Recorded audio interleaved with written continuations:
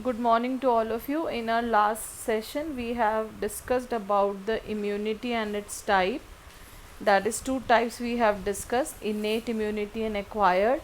And the detailed account of innate immunity was given to you.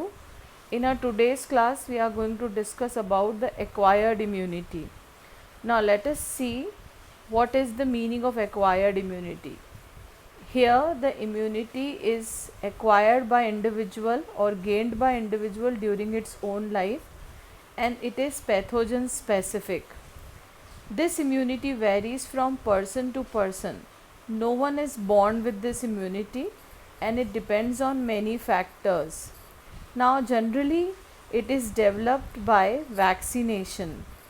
Now, when you talk about acquired immunity, the acquired immunity is further divided into two types: passive immunity and active immunity.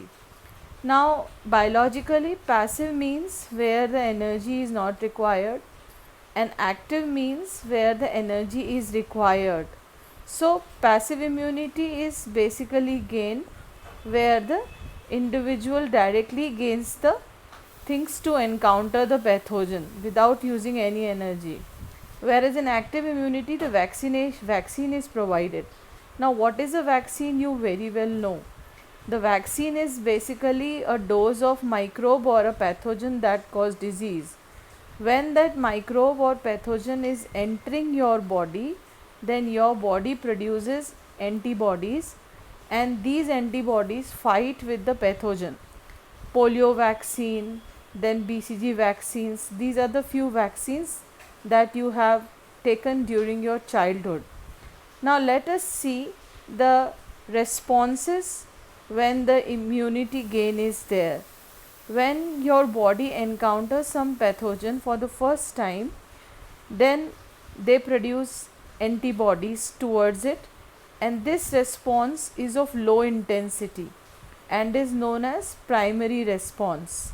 Whereas when the same pathogen is brought into contact with your body, the response is highly intensified, and that is called the secondary response or an amnestic response.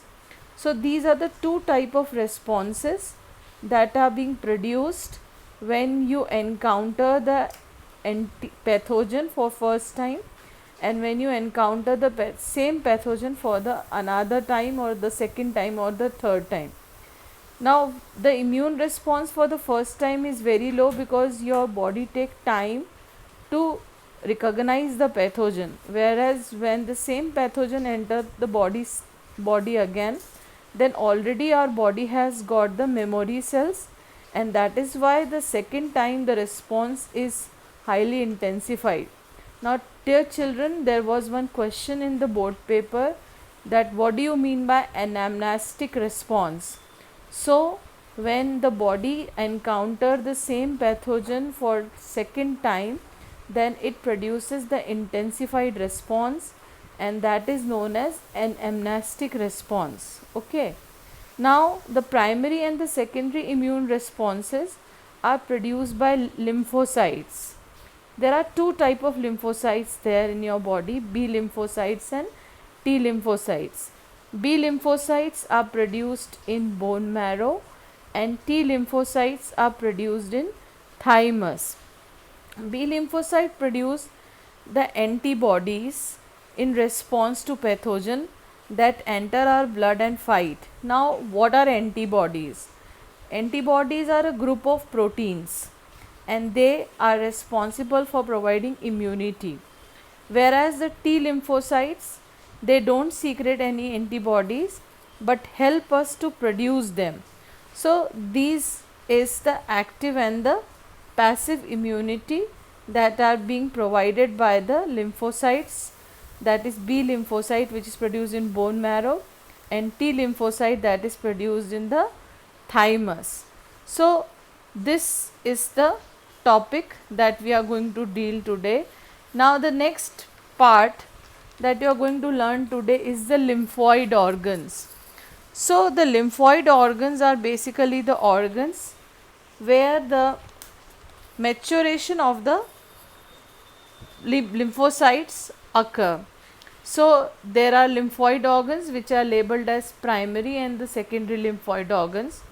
Now primary lymphoid organs are those organs where the defense cells differentiate, proliferate and mature. This includes thymus and bone marrow, where the T lymphocytes and B lymphocytes are produced. Whereas when you talk about the secondary lymphoid organ, these are the places where the antigen antibody reaction occurs. That is, there they function and they produce the immune response. So spleen, lymph node, tonsils, appendix, Peyer's patches, these are basically referred as secondary lymphoid organs. Now here is a clear-cut difference between the primary and the secondary lymphoid organs mentioned in front of you. You kindly note them down in your note copy. So the difference will make the things clear that how the primary lymphoid organ and the secondary lymphoid organs are differentiated from each other. Okay, that's all for the day today. Thank you.